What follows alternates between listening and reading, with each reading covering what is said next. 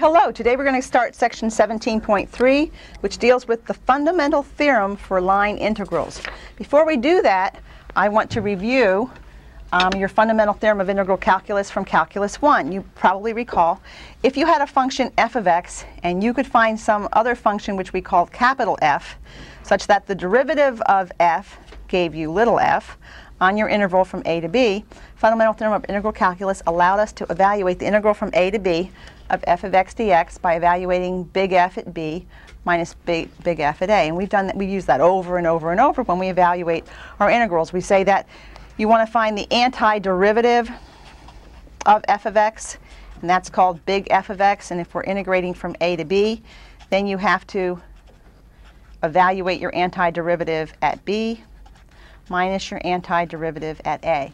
And what we're going to do today is we're going to come up with a fundamental theorem of integral calculus for line integrals. And if you think about it, this one is like our baby line integral, because when you were integrating the integral of f of x dx as x went from a to b, you were integrating that little line that went from x equals a to x equals b. You partitioned it, and at each point you're evaluating f of x at a point along that interval. Okay? All right, first of all, instead of me just giving you a theorem, I want to say, suppose I have a vector-valued function f, and it's differentiable, and I can find a scalar function little f so that the gradient of f is equal to big F. Now, I'm going to assume that I'm in 3D, but I could be in 2D or 3D. I'll do the proof for general 3D. Now, you might say gradient, that was a little while ago. I forget the gradient. We didn't use it that much in chapter 15. It was in chapter 14 that we used. Remember, you take the gradient of a scalar function. This function, I'm assuming it's a function of 3 variables, x, y, and z. And you might recall the gradient of f, it's a vector. And what it is you take the partial of f with respect to x times I, plus the partial of f with respect to y times j, plus the partial of f with respect to z times k. All right? Now, what we did in our homework last night, we did a lot of line integrals. Okay? And what we were doing was, or what we were doing at the very end of the period, we were trying to figure out the integral of f dot dr along some curve c. Okay, I think that pen's died, so we'll put that over on the side, and it's gone. All right, now, if, in particular, you can find this function f so that its gradient is equal to the function that you're doing the integral over, think about what's happening here. What is f dot dr? Well, this equals the integral along the curve of, now what's f? F has 3 components. Its x component is partial of f with respect to x. Its y is partial of f with respect to y. Its z is partial of f with respect to z, right? Because we're assuming that we can find this little function, little f, whose gradient is equal to big F. And what's dr? Well, dr is just the vector. All dr is the vector whose x component is dx, whose y component is dy, and whose z component is dz. That's all dr is. So it's dx, comma, dy, comma, dz. And if I do that, what do I get here? If I do this dot product, what do I get? Partial of f with respect to x dx plus partial of f with respect to y dy plus partial of f with respect to z dz, right? Well, people, do you remember when you had a function f and we wanted to find the total differential of f? Remember df? What was that? That was the partial of f with respect to x dx plus the partial of f with respect to y dy plus the partial of f with respect to z dz if your function was a function of 3 variables. So this piece right here is the integral of df. Now what's happening here? Well, what's happening here, I could just say the integral of df is f. But if you think about it, you've got some curve here, some curve, okay, that you're going along your curve. Here's your curve C. And if we're doing the integral of, you have this little function f of x, y, z. in reality, what is the integral? You're partitioning it into a bunch of little pieces, and the integral over c of df is going to be the limit, as those widths of your partitions are going to 0, of the sum of delta f. Well, if you add up how much f changes from here to here, plus how much it changes from here to here, plus how much it changes from here to here, plus how much it changes from here to here, plus how much it changes from here to here, plus how much it changes from here to here, it will equal f at your final point minus f at your initial. All right? And if you think about it, when I go to Weight Watchers and I lost a pound, then I gained a pound, then I lost 3 pounds, then I gained 5 pounds. In the end, if I add up all those changes, it's going to equal what I was at the end minus what I was at the beginning, right? So look at this. What have we just did here? This is pretty powerful. In your homework last night, you did a whole bunch of line integrals. And in fact, I did one yesterday where I had,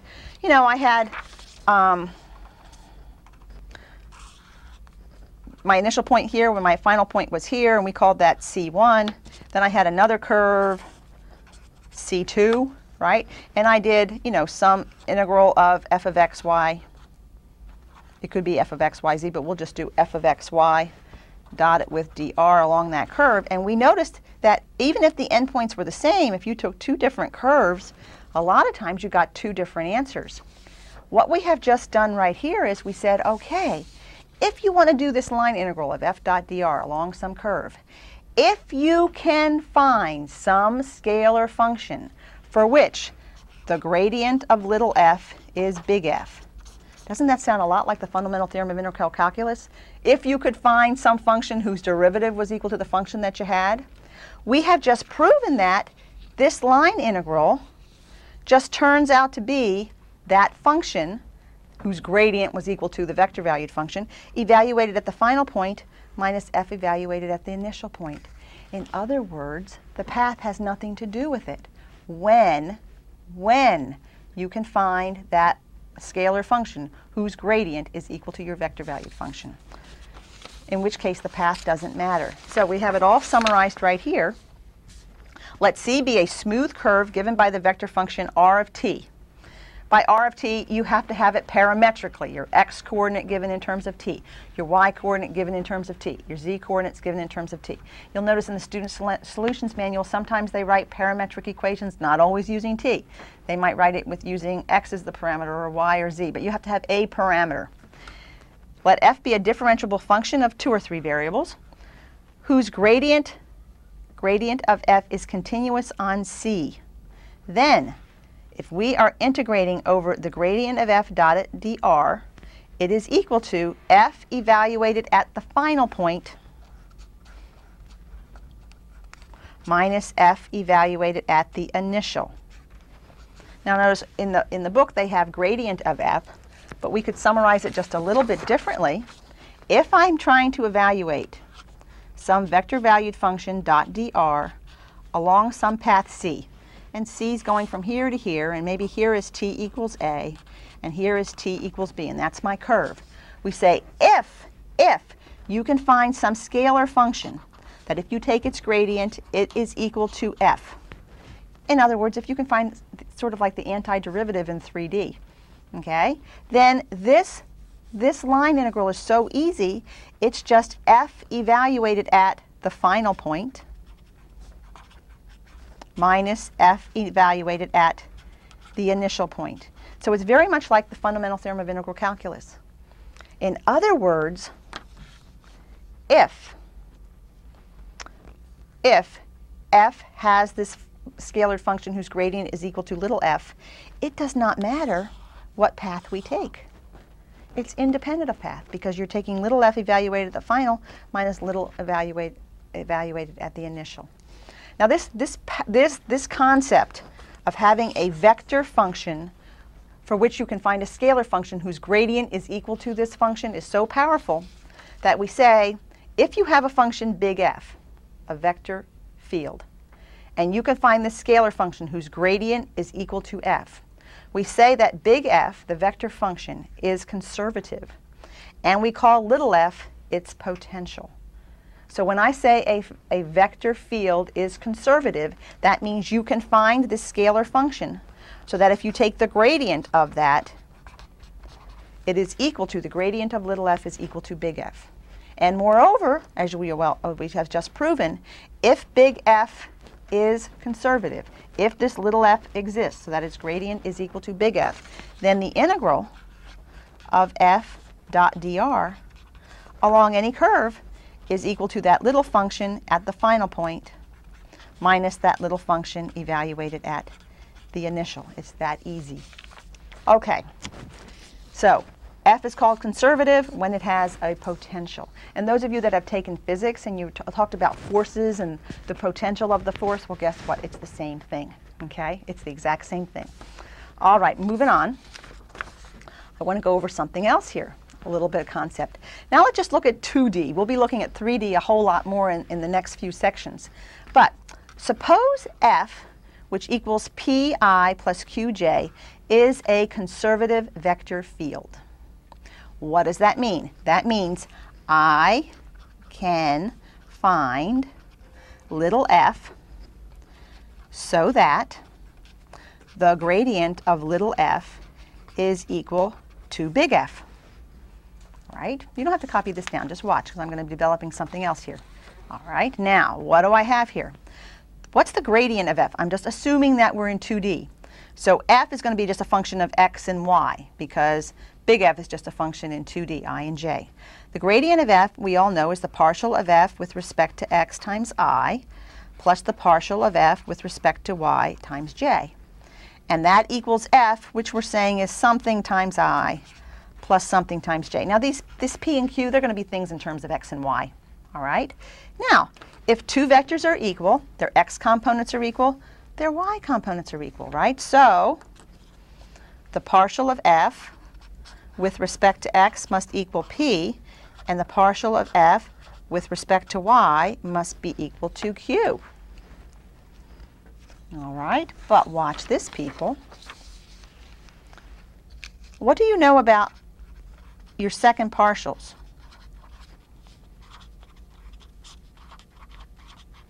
What happened when we had these two? They were equal to each other.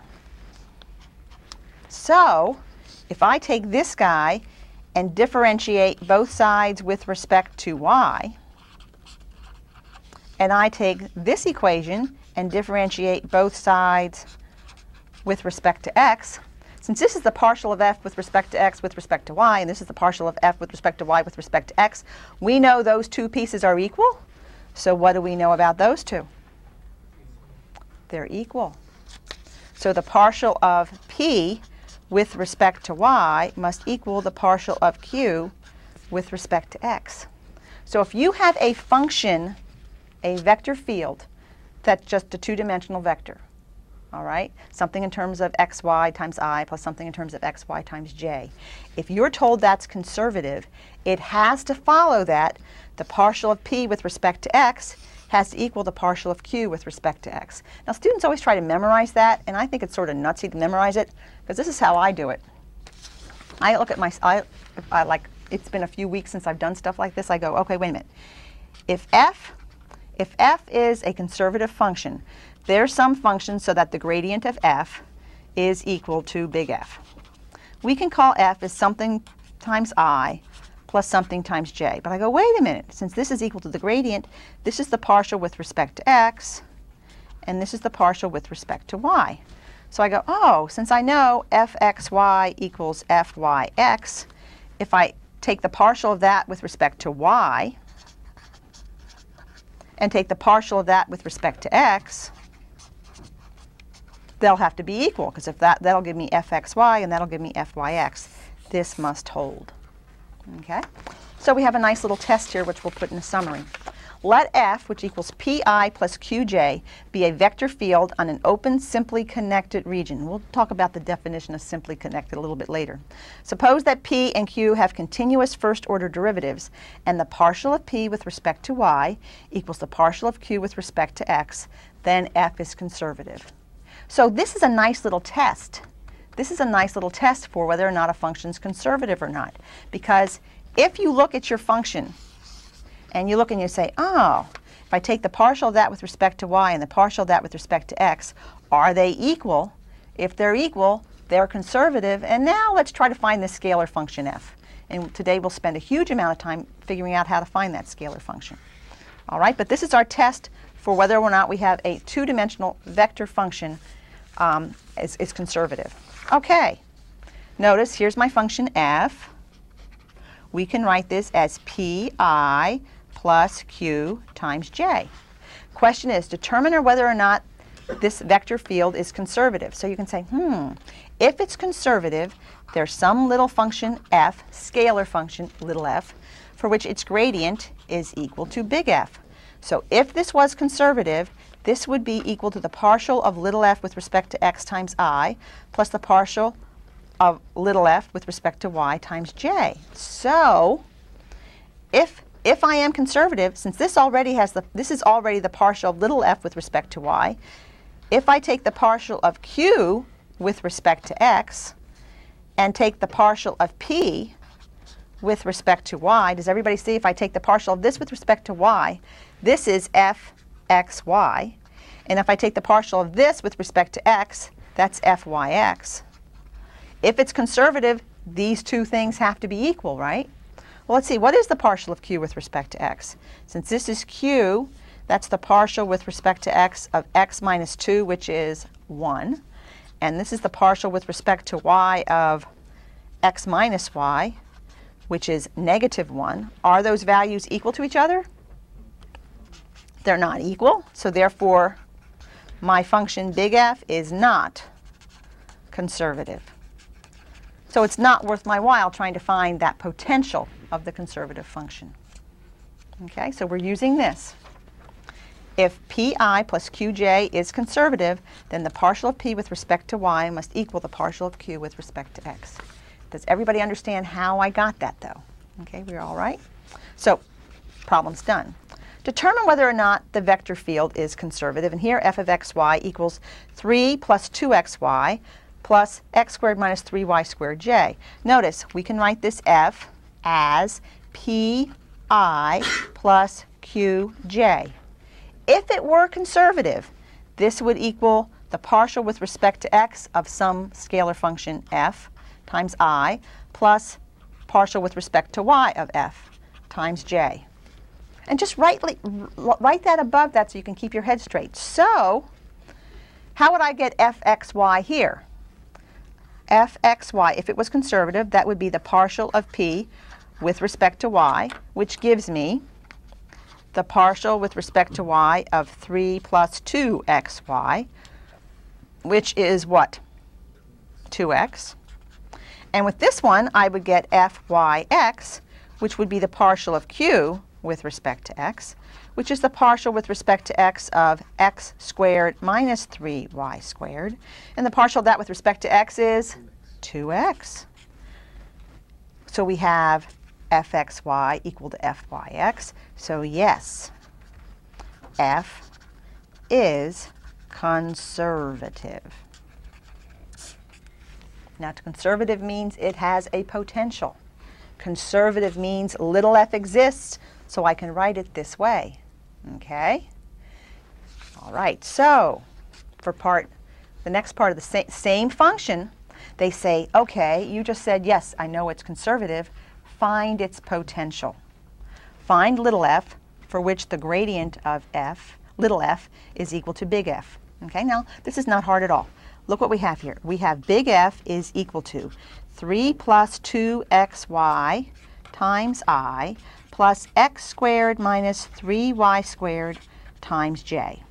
We have just proven it's conservative, so this is equal to the partial of f with respect to little f times I plus the partial of little f with respect to y times j. All right? Now watch what I'm going to do. I'm going to say, that tells me the partial of little f with respect to x must equal 3 plus 2xy. So what do you think I'm going to do to find out what f is? I'm going to integrate with respect to x. If I integrate with respect to x, the integral of 3 with respect to x is 3x. What is the integral of 2xy with respect to x? X squared y. Plus we could have something in terms of y here. Because to check myself, if I take the derivative of this, I should get this, right? But if I'm taking the partial with respect to x, if I had some piece over here with respect to, totally with respect to y, no x is in it at all, when you take the derivative of it, what happens to it? It evaporates. It's gone, right? So I say there might be some little piece here with respect to y that I might need. Are you all with me? Paul, you with me? Okay, checking yourself. If I differentiate this with respect to x, I get 3. Partial of this with respect to x is 2x, y. And the partial of anything in terms of y with respect to x is 0. Now I'm going to go use the second piece, part 2. The partial of f with respect to y is x squared minus 3y squared, right? This has to equal this. I'm going to integrate with respect to y. So f would be, if I integrate this with respect to y, I get x squared y. Integrate this with respect to y, I get y cubed. Plus, we could have had something in terms of x. I should use a different variable. Let's make him be theta of. All right, now, what does f have to equal here? Well, the first guess was 3x plus x squared y plus something in terms of y. The second guess is x squared y. I already have it. Aha! There's my something in terms of y, minus y cubed. Do you see that? Plus this guy says something in terms of x. Well, that's that piece here. So we need to have this plus this. And this, we already had the x squared y, but we have to add that minus y cubed, because that's the something in terms of y that we need for the second piece to match up. Okay, so what I do is, in reality, take your partial, like your antiderivative with respect to x, you say something in terms of y, and when you do it with respect to y, you go, oh yeah, they already have that. The something in terms of x is there, but I need that piece. I will add it. So my gradient, my function whose gradient is big F, is 3x plus x squared y minus y cubed. To check yourself, if you take the partial of this with respect to x, what do you get? 3 plus 2xy. If you take the partial of this with respect to y, you get x squared minus 3y squared. Pull back the original function f. That's the partial with respect to x. That's the partial with respect to y. Yes, I got it. Okay? Now, why does anybody care about this potential? F is called the potential of the conservative vector field F, big F. Why does anybody care? Because suppose, for the exact same problem that we just were doing, if I want to know the integral of f dot dr over some curve C, what is f? F was that function that I just had, 3 plus 2xy times I plus x squared minus 3y squared j. We just proved that there was a little function f, which was 3x plus x squared y minus y cubed, for which the gradient of f was little to equal to f. So big F was conservative. What we just proved about 10 minutes ago was we said, aha, if you give me a line integral, I don't have to be doing like all I had did in my homework last night. I can just take f's potential evaluated at the final point minus f's potential evaluated at the initial point. What's f's potential? Little f. Okay, now I have to figure out my final and my initial, so let's do that. What's this function here? It's r of t equals e to the t sine t I plus e to the t cosine t j as t goes from 0 to pi, right? How do I figure out my final point? My final point is going to be r evaluated at pi. Right? That's my, t's going from 0 to pi. So if I put a pi in here, I have e to the pi sine pi I plus e to the pi cosine pi j. Well, what's the sine of pi? 0. So this is 0I plus, what's cosine of pi? minus 1. That's the stinking point, 0 minus e to the pi. To get the initial point, you're going to take r and evaluate it at t equals 0, which is, let's see, pull this up a little bit so we can see it. It's going to be e to the 0 sine 0i plus e to the 0 cosine 0j. Sine of 0 is 0. Cosine of 0 is 1. E to the 0 is 1, so that's 1j. So that point is 0, 1. So the initial point is 0, 1. Final point is 0, comma, minus e to the pi. So we're evaluating our potential at the final, which is 0, comma, minus e to the pi, minus my initial was 0, comma, 1. What was my f? My f was 3x plus x squared y minus y cubed. So my integral of f dot dr is f evaluated at 0 minus e to the pi minus f evaluated at 0, 1. So popping a 0 in for x, I go good. 0, 0. So I get minus y cubed is going to be minus e to the pi cubed minus, putting in a 0 in for x, that's 0, putting in a 1, that's a negative 1. So let's see, this is going to give me a minus, a negative cubed is a negative, e to the pi cubed is e to the 3 pi. So it looks like my answer is e to the 3 pi plus 1. Whole idea is, if you have an integral of f dot dr, find me a function f whose gradient is equal to your big F, and this is going to be then little f evaluated at your final point on the curve minus little f evaluated at the initial. Very much like the fundamental theorem of integral calculus from Calc 1. Okay, let's do a few more. Okay, next one I want to do, determine whether or not f is conservative vector field, that is, find a function for which big F is equal to the gradient of f. Okay, so this one I go, is it worth my while to try to find the potential? I like to write above here, this is P times I plus Q times J. If little f exists, this would equal the partial with respect to x times I plus the partial with respect to y times j. So to get fxy on this one, I would differentiate p with respect to y. So if I take p with respect to y, I get the partial with respect to y of x cubed plus 4xy.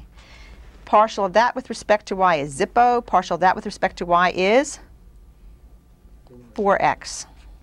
Now to get this one to be fyx, I have to take the partial with respect to x.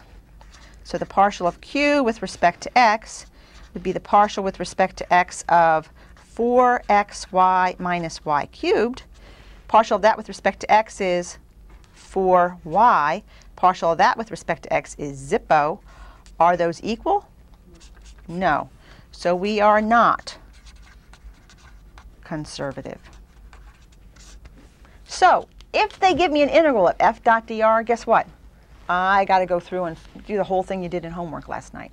If it is conservative, find its potential and just take potential at final point minus potential at initial.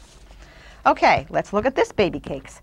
Find a function f. What's neat is if the function, the vector field is conservative, you don't even have to worry about finding a parametric representation for your curve. In this case, they say find a function f such that f is equal to the gradient, so that big F is the gradient of little f, and use part A to evaluate f dot dr along the given curve. Same thing again and again and again. Looking at this guy, let's look at it right here. Is it worth our while? On your test, I'm not going to say it's a conservative or not. So the question is big F conservative?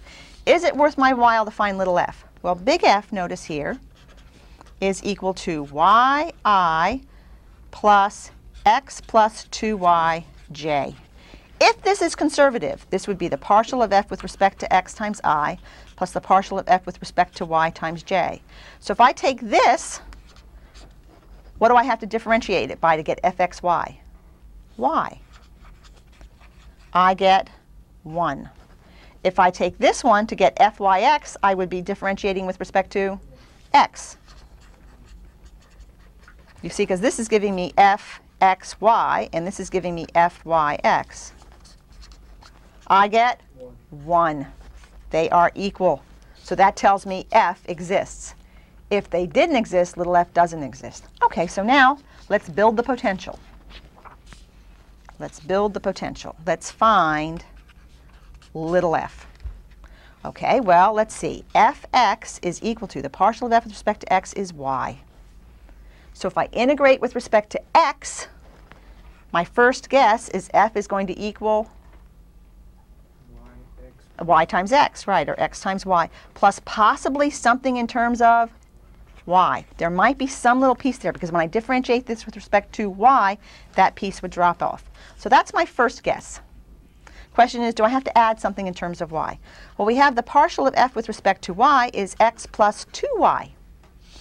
So if I differentiate that with respect to y, the partial of x, the x integrated with respect to y is xy plus y squared, plus you might have something in terms of x. I look at this and I say, okay, he has xy, he needs the y squared. And I don't need anything else in terms of x. You see that? This part you only use if there's something up here that's solely in terms of x. But what you do is you look at this, and then you look down here and you say, okay, I've got the xy, but this guy needed y squared. That's fine, because we said you could have something in terms of y. So my f is equal to xy plus y squared. Suppose you're taking a test and you're feeling uncomfortable. How can you check yourself? Take the partial of this with respect to x, the partial of this with respect to y. Partial with respect to x is y. Partial of this with respect to y is x plus 2y. Coming back and looking at the original function, it was y and x plus 2y. Yes, I know I'm just fine. I found the potential. Why do I care about the potential? Well, for part B, they say they want us to do the integral of f dot dr along this curve for this function. And what's the curve? Let's draw the curve.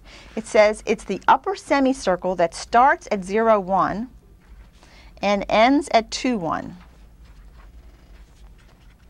I can draw the semicircle. It's going to look like that.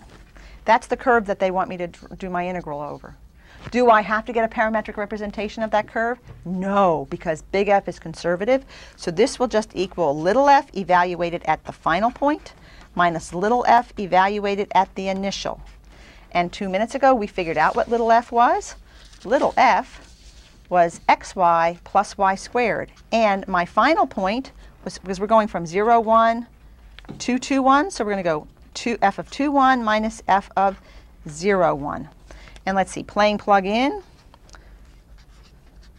I put 2 in for x, so it's 2 times 1 is 2, plus 1 squared is 1, minus, putting in 0, 1, I get 0, plus 1. So it's 3 minus 1, which is 2. That's all there is to it. Not hard.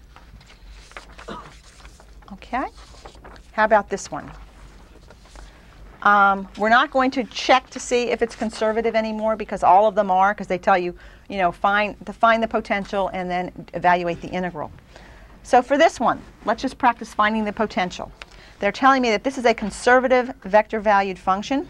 So therefore, we know there's a little f, so that this is equal to the partial of little f with respect to x times I, plus the partial of little y with respect, the partial of little f with respect to y times j. So therefore, fx must equal y squared over 1 plus x squared. So what's my first guess for f? I'm integrating with respect to x, right? So I can factor out the y squared.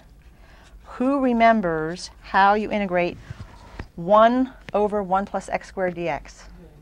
Arctan. Arctan of x. Now, if I take the partial of this with respect to x, there might be something else in terms of y. That just means something with y's in it, like y squared, y cubed, sine y, anything with respect to y, no x's, so when you differentiate with respect to x, it evaporates. Now for part 2, so the question is, this is my guess, do I have to add something else with a little y in it there? Well, we also have fy is equal to 2y arc tan x. So if I integrate that with respect to y, the arctan x is a constant, right? And the integral of 2y is y squared. And I notice the f up here took care of it. I don't need anything else extra with y in it. This is all I need. So my little f is y squared times arc tangent x. I shouldn't call it little f. This is the potential. My potential function is y squared times arctan x. So now they want me to figure out the integral along the curve of f dot dr. So I go, oh, God is good. I just have to take f at my final point minus f at my initial. You just have to do a little work to find out what the final and the initial points are. Well, how are you going to get the initial? You're going to plug in 0. So my x-coordinate is 0 squared, which is 0. My y-coordinate is 2 times 0, which is 0. That's your final. That's your initial, though, not your final. Oh. And putting in a 1, I'm going to have a 1 here, comma, 2 times 1 is 2. Okay? And now, what is my potential function? It's y squared arctan x. So let's see. We'll put a 1 in for x. So we have arctan of 1. Putting a 2 in for y is 4. Minus, this one's easy. Put a 0 in for y. 0 times anything is 0. Who knows what the arc? Find me an angle whose tangent is 1. Pi over 4. You guys are good. Pi over 4. 4's cancel. And that line integral is pi. That line integral is pi. Okay? Now, we need to do one more. And the reason we have to do one more is this vector field is three-dimensional. Three-dimensional. So we have an x, a y, and a z. We're going to have to do this 3 times. All right? Now, first of all, just to make my life a little bit easier, let's find the initial point. And let's find the final point. So I'll have them when I'm ready to go. So my initial point has 3 coordinates. Plugging in 0 in here, 0 squared is 0. 0 plus 1 is 1. 2 times 0 minus 1 is negative 1. Okay? And then my final point, plugging in a 1, 1 squared is 1. 1 plus 1 is 2. 2 times 1 is 2.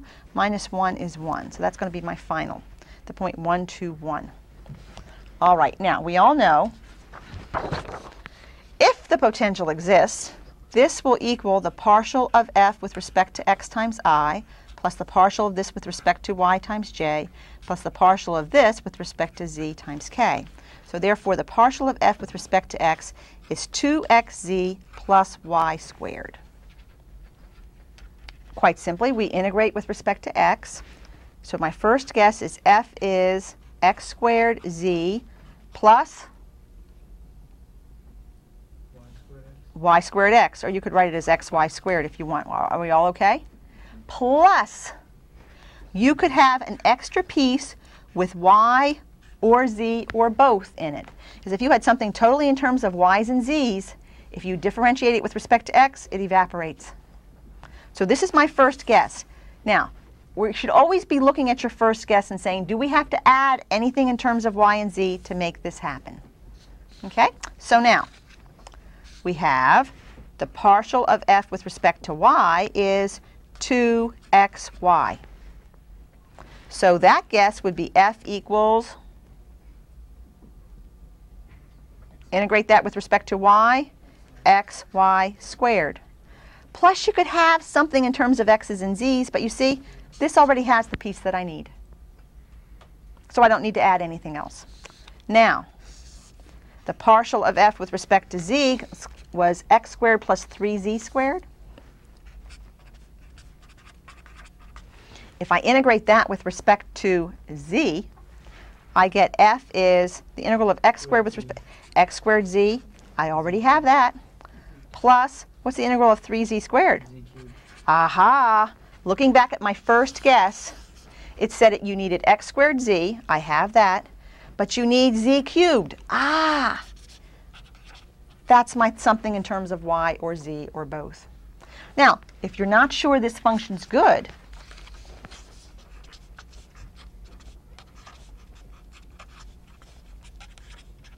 integrate it with respect to x, with respect to y, and with respect to z to see if it's doing what you want it to do. With respect to x, I get 2xz plus y squared. With respect to y, I get 2xy. With respect to z, I get x squared plus 3z squared. And comparing it, 2xz plus y squared, 2xy. It's the potential. It fits the bill that easily. So this is my f. And now they want me to find out the integral of the original vector field f dot dr on this curve. Since f is a conservative function, it is equal to its f evaluated at its final point, which is 1, 2, 1, minus f evaluated at the initial, which is 0, 1, negative 1. And if you plug those into those functions, you know, I don't have to bore you guys too much, you'll find out, you're going to get 7. I think you can do a little bit of algebra. Okay? Moving along.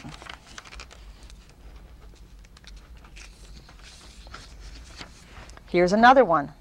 This one, f of x, y, z, and the reason I'm doing this one is I think we need to review just a little bit of our calculus 2 and how to integrate. All right? They have e to the y, x times e to the y for my y component, z plus 1 e to the z. Let's get our final and our initial points. Our initial point, putting in a 0 gives me 0, 0, 0. And my final point is putting in 1, 1, 1, 1. Okay? All right.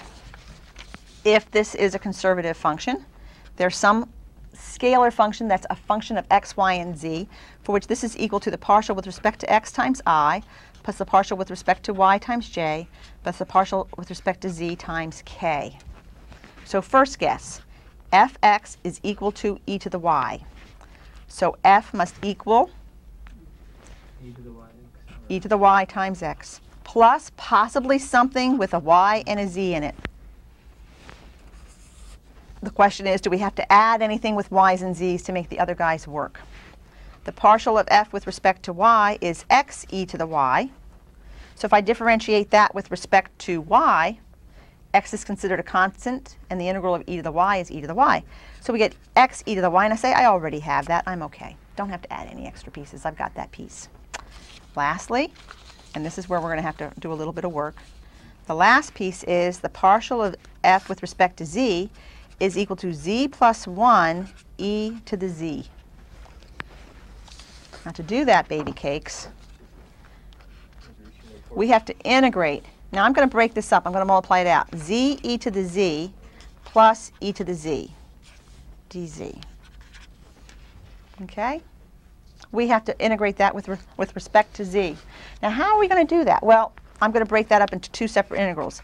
Z e to the z dz plus the integral of e to the z dz. That one I don't know. This one I do. The integral of e to the z dz is e to the z. So we got to do this, baby cakes, for a minute. Some of you are still struggling with parts. The whole part is to break this integral up as a u dv. And when we're done, so part of this is u, but what's left is your dv. We know that this is equal to u times v minus the integral of v du. In terms of deciding what my u is here, we use Lipitz. Do I have a logarithm? No. Do I have an inverse trig function? No. Do I have a polynomial? Yes. So we'll let the u be z. Now since u is z, what's left, e to the z dz, is my dv. If I differentiate u, I get 1, so it's 1 dz. So du is dz.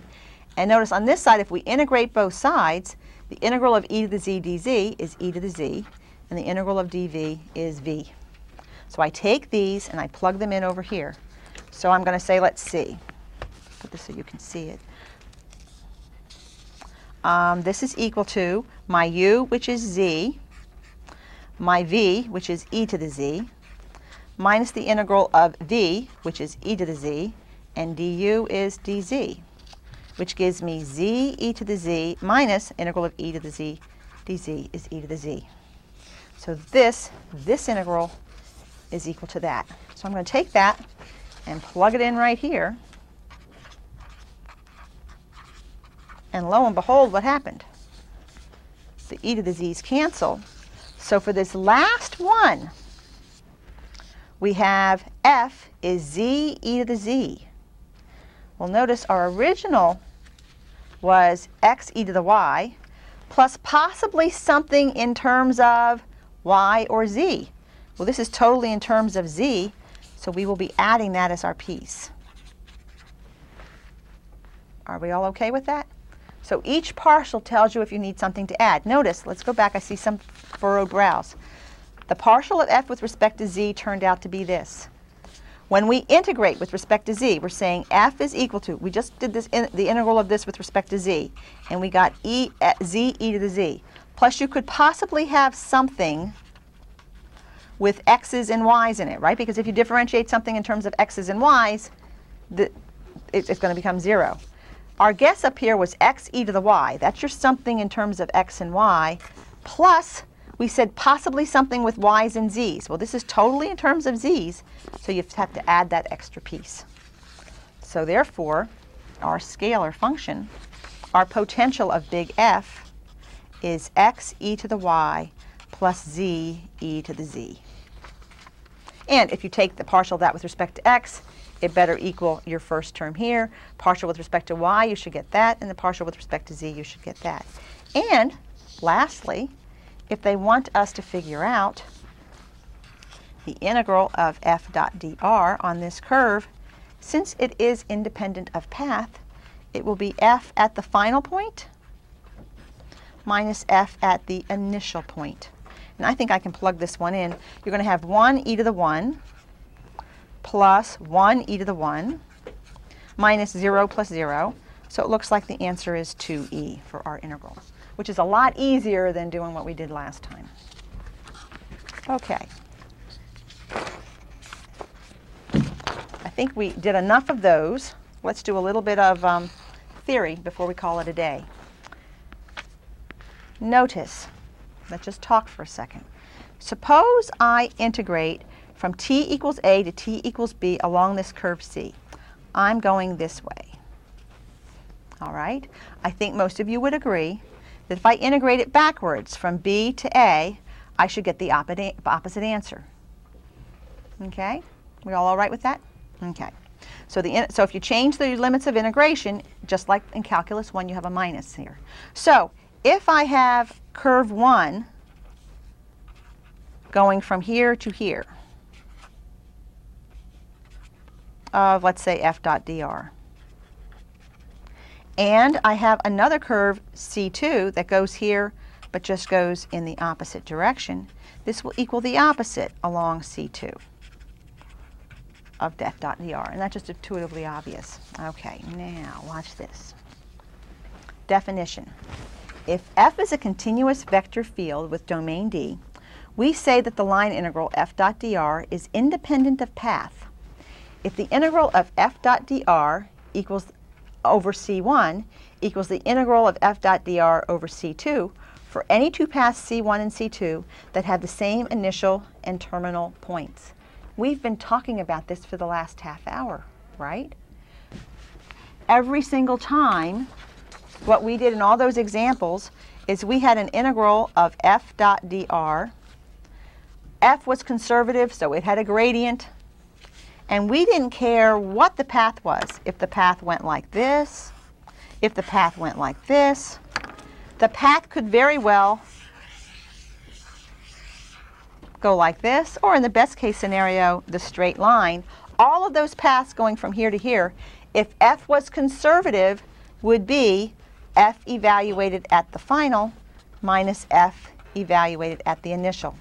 So when you have a conservative vector field, your integral over f dot dr will always be independent of path.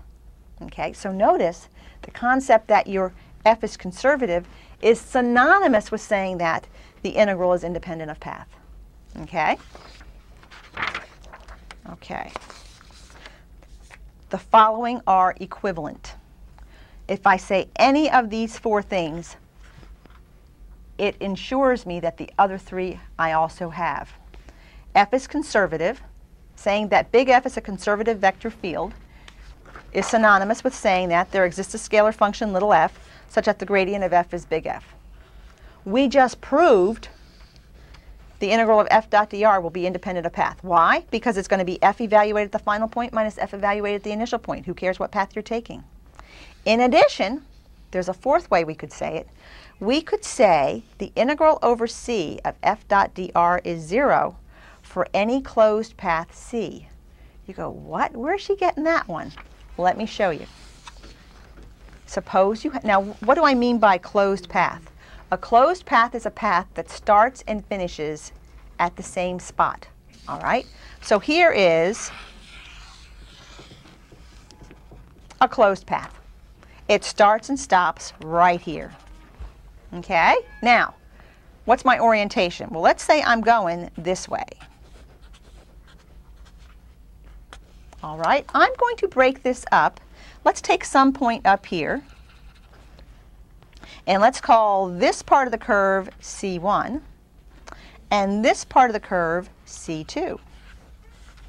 All right, now notice C2 is going this way. It's going in the green direction. All right, but what if I wanted to go instead that way?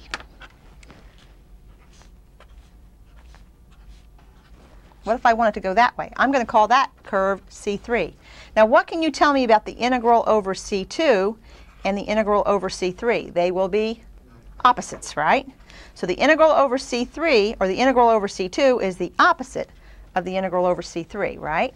All right, now, the integral over this curve C, which is the whole curve, is equal to the integral over C1 plus the integral over C2. But you guys just told me that the integral over C2 is the opposite over the integral of C3, except if f is conservative, what can you tell me about the integral over this path and the integral over that path? They're the same. So if I take this integral minus that integral, I will get 0. So if you ever have a conservative function and you integrate over a nice simple closed path, your integral over that curve that's closed is 0. Another way to look at it is this. If little f exists, and we say a closed path starts and ends at the same point, your final and your initial is the same point. So f final minus s initial is the same point, so you'll get 0.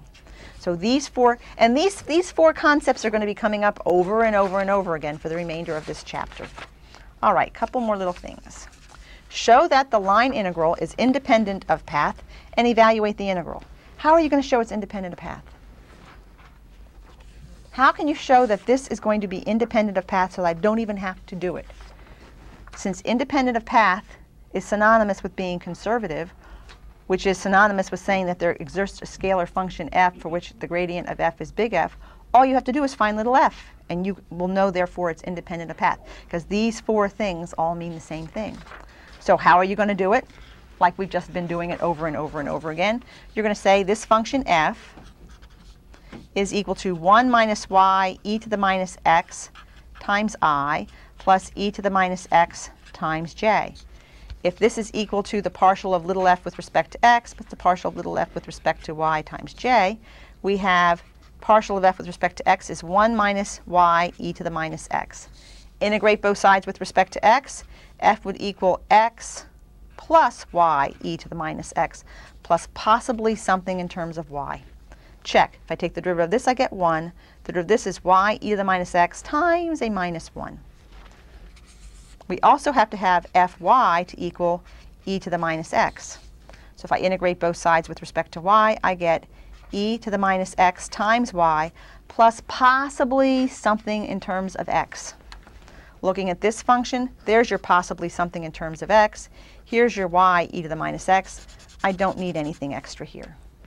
So my potential function f is equal to x plus y e to the minus x.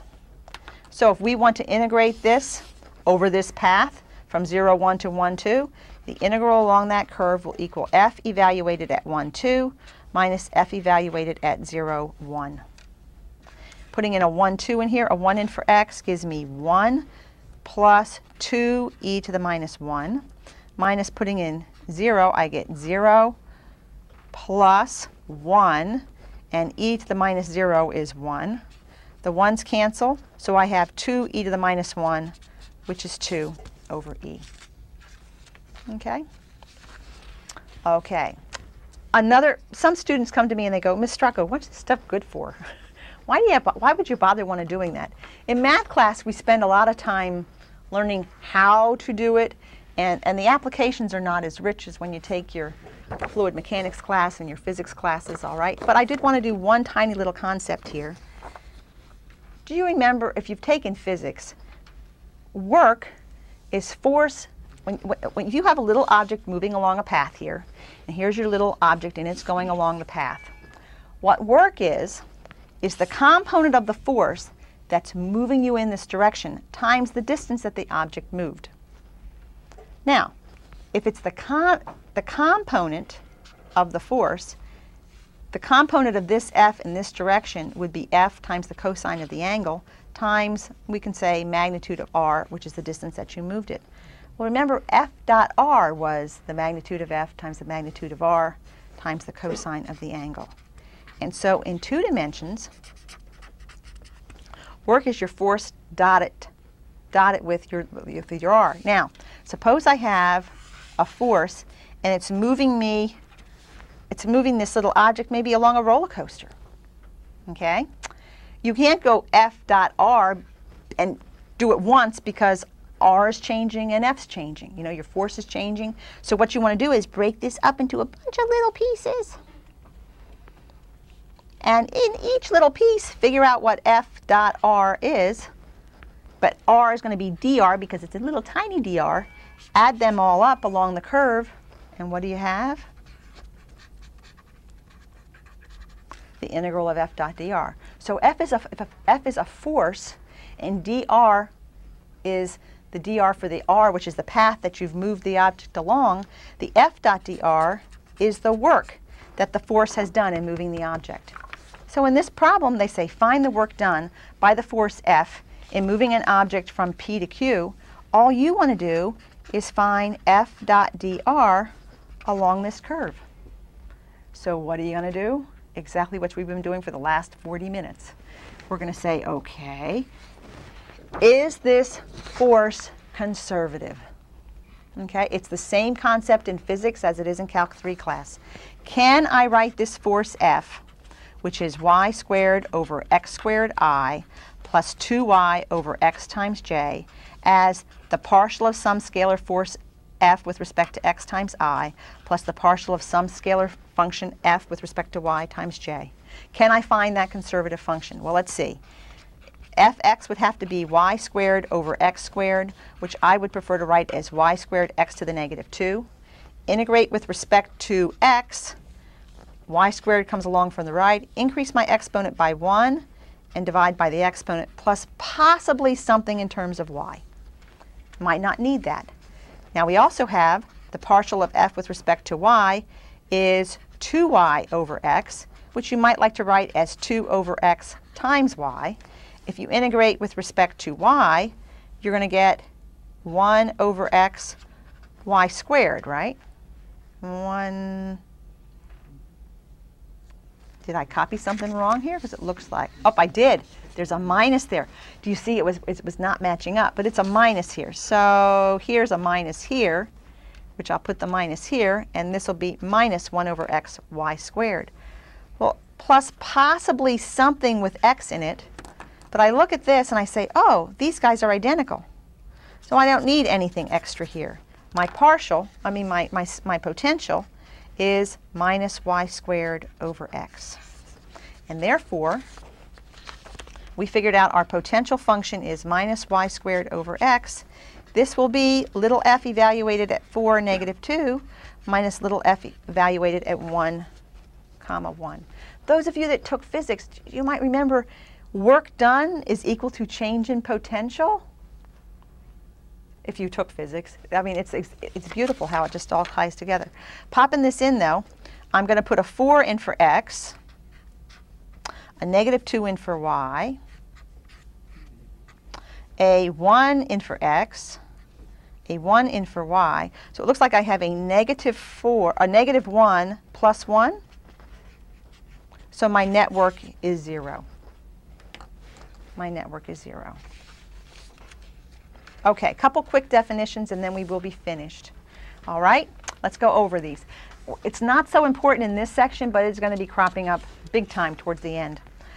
A set D, now this is in two-dimensional space or three-dimensional, is open if for each point P in D there is a disk with center P that lies entirely in A. Now the disk doesn't include its border, it just is the interior of your circle. Now what do I mean by that? Well, let's look. Here's a box. A box with the interior. Is that set open? No. It's not open because let's take a point on the border. If I make a little disk centered around that point, I can never have that disk entirely in terms of inside that region. So it's not open. This is not open. Okay, now let's look at this region here.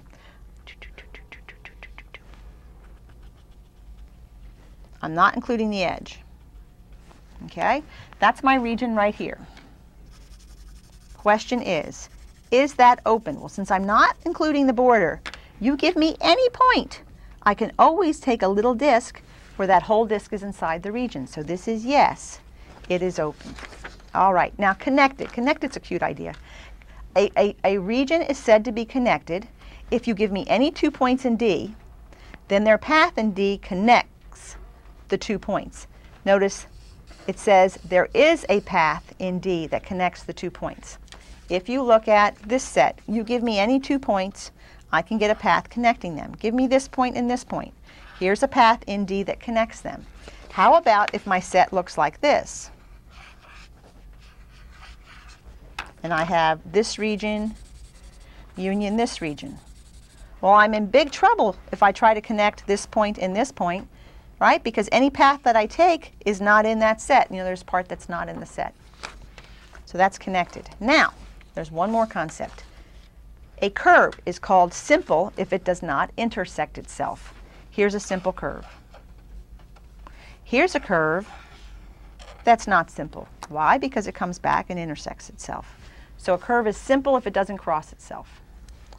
A region is simply connected if every simple closed curve in D encloses only points in D. Here's an example of a curve. We're looking at an annulus. We did a lot of integrals with that with polar coordinates. Here is a region. It's open. You give me any point in that region, I can draw a little disk, and that whole disk is in the region. It's connected. You give me a point over here and a point over here. I can draw a path that connects them. But if I draw a simple closed curve, here's a simple closed curve. You see, it doesn't intersect itself. But if I look at the interior of that simple closed curve, are all the points inside that interior in region D? No, because this part wasn't included. So that's not a simply connected region. It means you draw any little closed curve, everything inside that curve, in the interior of it has to be in it. Okay, so a couple of examples here. They want me to look at, I have the x, the y plane, all points in xy plane, but x cannot be 0. So my region is, what does x equals 0 look like? It's the x-axis. So we have, I can put little dotted line, and everything up here, and everything down here. Notice it's everything but the x-axis. Okay, are we open? If you give me a point, can I get a little disk completely in the region? Yes. Is it connected? No. Okay, now down here I see I had typed yes, but is it connected? No. Why? You take a point here, you take a point here. That path, is there any path that's going to be completely in the region? No, it's not connected. I'll have to fix that. Okay, a little typo. Is it simply connected? No. Well, you have to have, if you draw any curve that's any simple closed curve in the region, okay, look at what it says. Every simple closed curve in D encloses only points in D. You can when you draw a simple closed curve that's in the region, everything inside will be in it. You can't cross that border. You with me? You can't cross that border because if you cross it, you'll have a point on the curve that's not in the region. It's saying every simple closed curve in D encloses only points in D. So yes, this is simply connected. Because you can't get any curve you draw. If you draw a curve, it's either going to have to be up here or it's going to have to be down here. It can't cross the border, because if it crosses the border, you have a point on the curve that's not in D, and the definition says every simple closed curve in D encloses only points. So yes, it is simply connected, but it's not connected. Okay, let's try this one. What does this look like? It's a circle. Does the circle, do we include the circle's borders? No, the interior circle has a radius of 2. The exterior circle has a radius of 3. Pretty sad picture, but you can use your imagination. Are we open? Open is if you take a point in the curve, can you draw a little disc that's in it? Yes, always. Are we connected? Yes. Yes. Give me a point here, give me a point here. Here's a path that connects them that's inside, so that's yes. Are we simply connected? If you draw, can you find a closed, simple closed curve whose interior is not totally inside the region? Yeah, so that's a no. All right, and for homework, let's practice. Let's read pages 110 to 1110. 1,001, that'd be a lot of reading, wouldn't it? 1,110 to 1,117, and then on pages 1,117, it's really sad that we're at such high numbers, to 1,118, let's do 3 through 19 the odds, 29 and 31. Okay, I'll see you next time. Bye-bye.